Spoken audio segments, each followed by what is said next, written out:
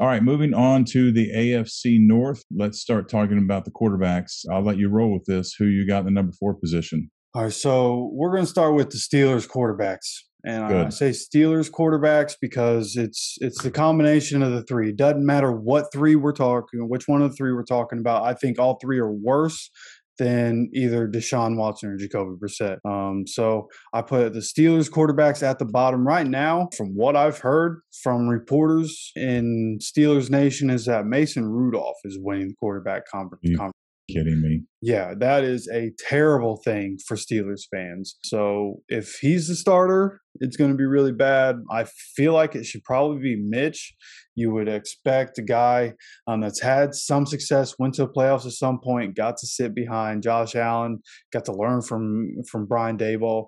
You would think he'd be the starter. I don't expect Kenny Pickett to play much this year, if at all. Probably just sit and wait until they're able to get some linemen next year and let him learn a little bit. Look, if you have three quarterbacks, you have zero. And the Steelers are in a bad spot right now. They need to figure out what they're going to be doing. You know, I have a lot of faith in Mike Tomlin. He's a great coach, but by all rights, this is a pretty loaded division with quarterbacks. So the Steelers quarterbacks had to be at the bottom. Yeah. First of all, Mason Rudolph, there's something about that guy that just rubs me the wrong way. That guy. I don't say that very often. I just don't.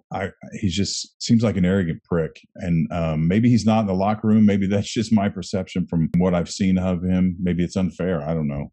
I also think Mitch Trubisky should be given not really an exception, but just kind of the benefit of the doubt. Should have a leg up in this contest. I guess Mason Rudolph's been there for a while. Maybe the Steelers are. They like people from within their organization. I don't know. Anyway, the offensive coordinator sucks.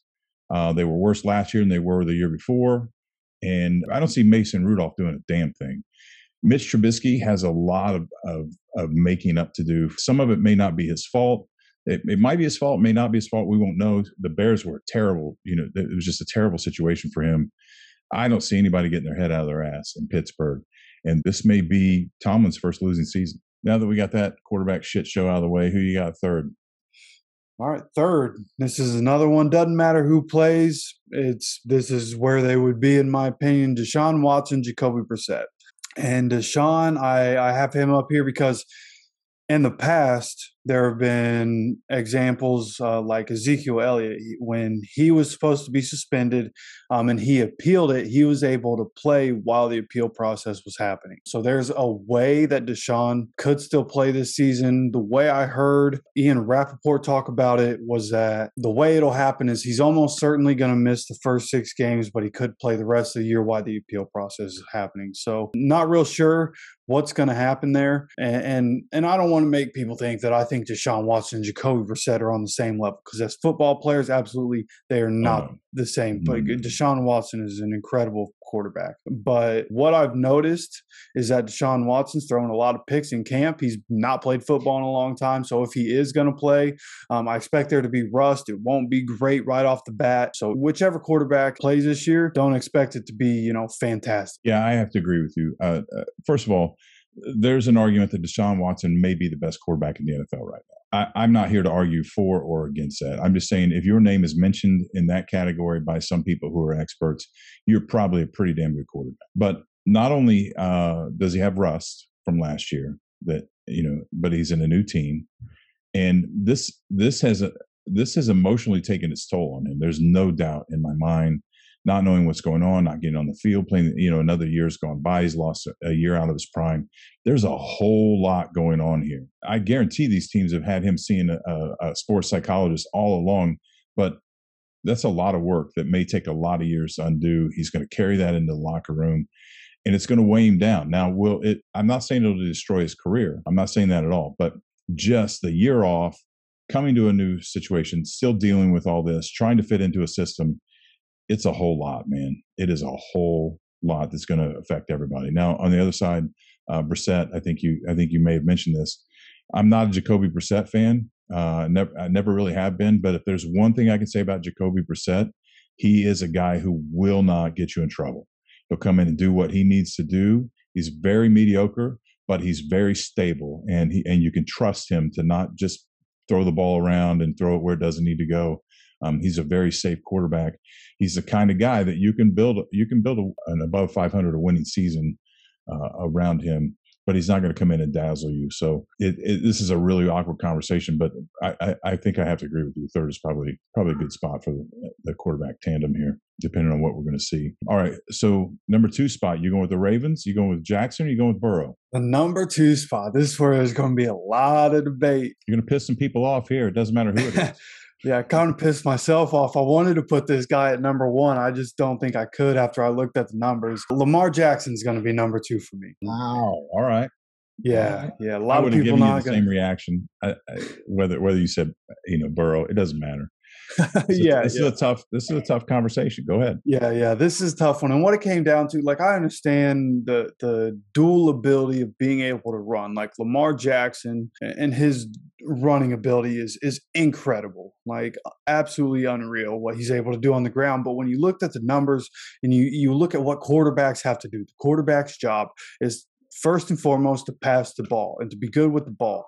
And Lamar, over the last 2 seasons, when I looked at the numbers, it wasn't what you think it should be from an NFL starting quarterback, especially a guy that had been a quarterback that led the NFL in touchdowns a couple years ago. And he didn't play every game last season. He played 12 games, but he failed to go get over 3,000 yards in those 12 games. He had 16 touchdowns, 13 interceptions.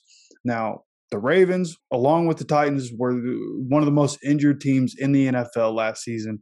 So you give some leeway there to Lamar. It wasn't all his fault the way last year went for that entire team. But when you look at numbers over the last 2 years, you have to put some blame on Lamar for the fact that he seems to have digressed from where he was as a passer in his MVP season, which is why I had to put him here. Again, the ability as a runner certainly elevates him. But what I've seen from the passing standpoint has been pretty disappointing over the last 2 seasons. Yeah. Well, really, I mean, you went through that very well. The only thing I have to add to that is Jackson's a freak. I mean, he's just an amazing player to watch. Incredible. He could get injured and fall off the map and, just kind of be an afterthought in the conversation 10 years down the road. But I have a feeling people are going to be talking about Lamar Jackson for a long time. The longer he goes without winning, the greater that pressure starts to build and could bury him. And, questioning that, second guessing, the shit, here we go again. Things are coming apart again. We're not going to win again. We're going to lose another playoff game. It's a very real thing. And it doesn't matter what level you're at, whether you're talking about middle school basketball or you're talking about the NFL. It doesn't matter. It's the same thing. That pressure can be undaunting. On the flip side, Lamar Jackson's a competitor, and the very opposite could happen. He could really get tired of losing and just come out and unleash a fury on this league like we've never seen and be the MVP. So either one could happen with this kid because he's got the talent to do anything he wants. I'm not a Ravens fan. I'm not anti-Ravens. I'm just not a Ravens fan, but I would love to see this kid go all the way and win a championship this year. Yeah, and it'd be nice if, because I am somebody who's a Ravens fan. They've always been my second favorite team. It'd be nice to see him put people around him. Like you had Hollywood Brown, they traded him on draft night. You have Rashad Bateman now, who I expect to have a breakout year. He's really the only weapon there at this point. And we'll get into the Ravens' weapons in a little while, but I want to see Lamar Jackson have the pieces around him, because without the receivers and in a running offense, it's hard to see what he can really do passing the ball. Yep, agreed. All right, so number 1. Obviously, anybody that's paying attention knows that you were talking about Joe Burrow. Joe Burrow, that's right. And when I looked at his numbers, I was blown away. 70% completion. A lot of quarterbacks sit between that 60 and 65 range. You get over 65, you start getting into the good to great. 70% is an elite number for completion percentage, especially in a 17-game season. 4,600 yards, 34 touchdowns, 14 interceptions. And I expect the interception number to come down because that offensive line got better. A much improved offensive line. It's the area we've been talking about since Joe Burrow got drafted. They needed to improve, and they did it. So I expect Joe Burrow to get better, which is going to be kind of incredible. He should be in the MVP conversation, no question, with the way they run that offense, the weapons around him. Joe Burrow has everything you need prototypically as a quarterback, the pieces around him, like everything you need to succeed as a quarterback in this league. Joe Burrow has it, and I expect him to cement himself as a top 5 quarterback this year. Yeah, I do too. So to play devil's advocate, I mean, I agree with everything you just said. This kid has the ability. This is one of those Peyton Manning, Tom Brady kind of things that we were just talking about a minute ago. This kid may just dominate this position for the next 10 to 12 years. But the opposite could be true. The stars could have aligned and everything gone right for them last year. And coming in, the sophomore performance may not be near what it was last year. I don't think that's going to happen, but it could happen. Again, we got guys come in and have all this luck, everything works, and then things don't work out. They come back and they don't work that way, and then they try too hard, and then they get in their own head, and weird stuff starts to happen. Because last year was a storybook season. I really thought they were at the beginning of the year. You were talking about how good they were going to be, and I was like, I'm just not convinced. And I even admit that at the end of the year I was wrong. It was a storybook year. It was such a storybook year. I thought these guys are going to fucking win the Super Bowl. I was like, they right now they don't think anybody can beat them, and it showed. So it'll be interesting to see how it plays out. But in the end, I'm impressed, and I'm going to trust Joe Burrow until he proves otherwise. Yep, and to continue the I was wrong thing. I was wrong when he came out of college. I thought, one good year in college, this guy's going to be a bust. I can't believe they took him first overall. And I mean, almost immediately, even in the year that he got hurt, you could see that this dude, if they put the pieces around him and get him protected, he's going to be special. So this year, I think the better offensive line. I can't wait to see this team with a better offensive line. I think they're going to be really special. Yeah, it'll be exciting to watch.